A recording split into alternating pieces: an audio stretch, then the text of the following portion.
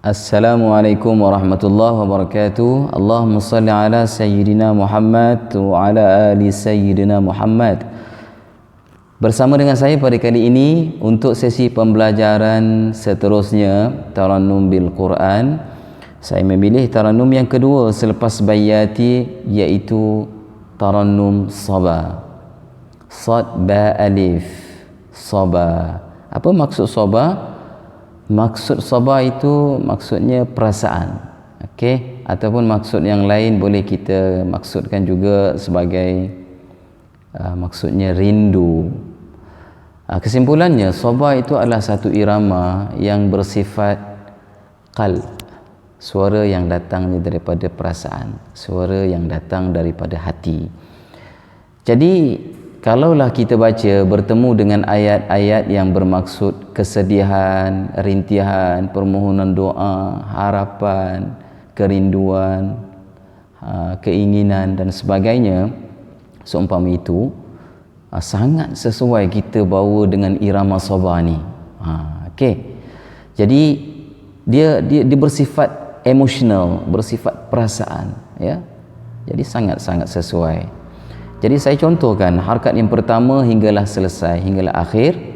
Sidang pendengar cuba hayati, buat pengecaman pada pergerakan irama, okey, buat pengecaman pada pergerakan bunga irama, kemudian buat pengecaman pada pergerakan vokal. Pergerakan vokal ketika saya buat irama. Kemudian tiru, kemudian contohkan. Tiru, dengar, kemudian tiru, contohkan. Okey, dengar lagi, kemudian contohkan. Berulang kali.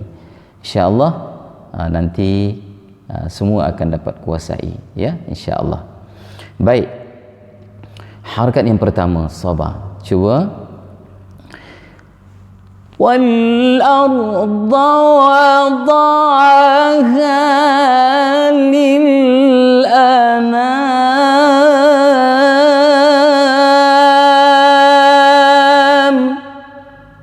Okey, itu harakat yang pertama. Kemudian saya berpindah pada harakat yang kedua. Harakat yang kedua ini dinamakan ajam. Okey, bagaimana ajam? Ajam, saya mengambil irama daripada ki jawab. Ki jawab ni bahagian hidung kan? Bahagian hidung, ki jawab. Kemudian saya terus turun sampailah pada bahagian qarar, bahagian dada ataupun ki yang rendah, low ki. Daripada jawab kepada low ki, ki rendah. Bagaimana? Saya contohkan. فيها فاكهة والنخل ذات الأكمام.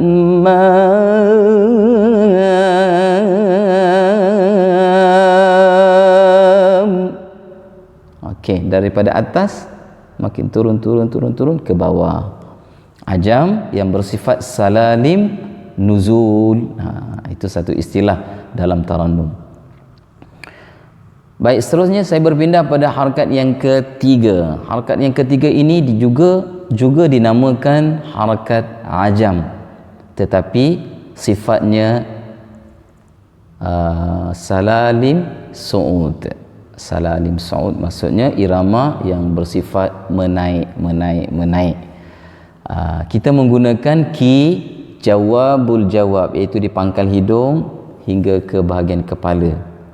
Dalam istilah yang lain kita panggil high key. Okey, key yang tinggi, key yang paling tinggi. Okey, bagaimana? Saya contohkan.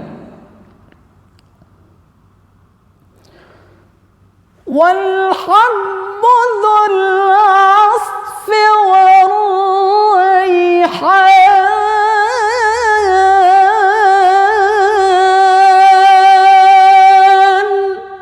Okey, itu ajam bagi ki jawabul jawab. Untuk harakat yang ketiga bagi lagu Saba. Okey, seterusnya saya berpindah pada harakat yang keempat ataupun harakat yang terakhir. Bagaimana?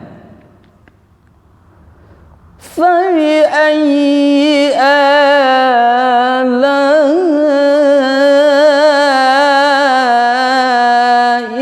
رَبِّكُمَا تُكَذِّبَانِ.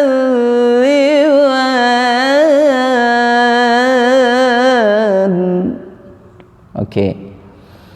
Itu satu contoh. Boleh juga kita menggunakan contoh yang lain bagi harakat yang keempat ini, iaitu kita menggunakan low key, tabaqat qarar, iaitu tabaqat yang rendah.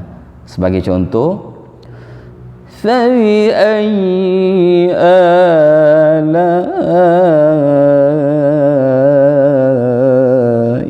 رَبِّكُمَا تُكَذِّبَانِ.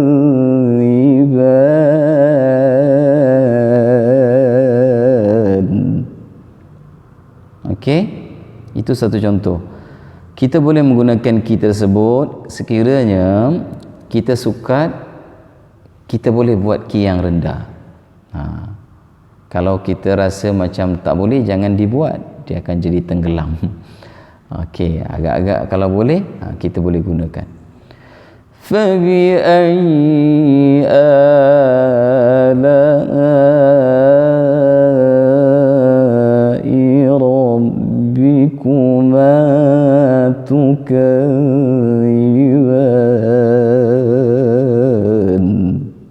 Okey, saya sendiri pun hampir tenggelam.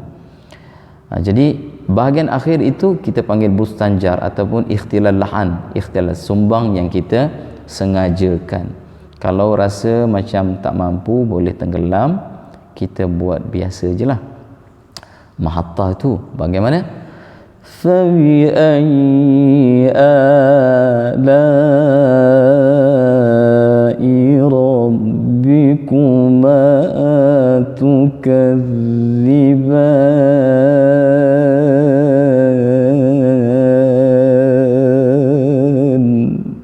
Okey, itu satu contoh juga. Jadi sidang pendengar sekalian, boleh amati, boleh hayati dan tiru-tirukan, insya-Allah. Semoga kita dapat kuasai semuanya, daripada harakat yang pertama hinggalah harakat yang keempat, tarannum sabah. Baik, jumpa lagi pada episod yang akan datang dan pada lagu yang seterusnya, insya-Allah. Assalamualaikum warahmatullahi wabarakatuh.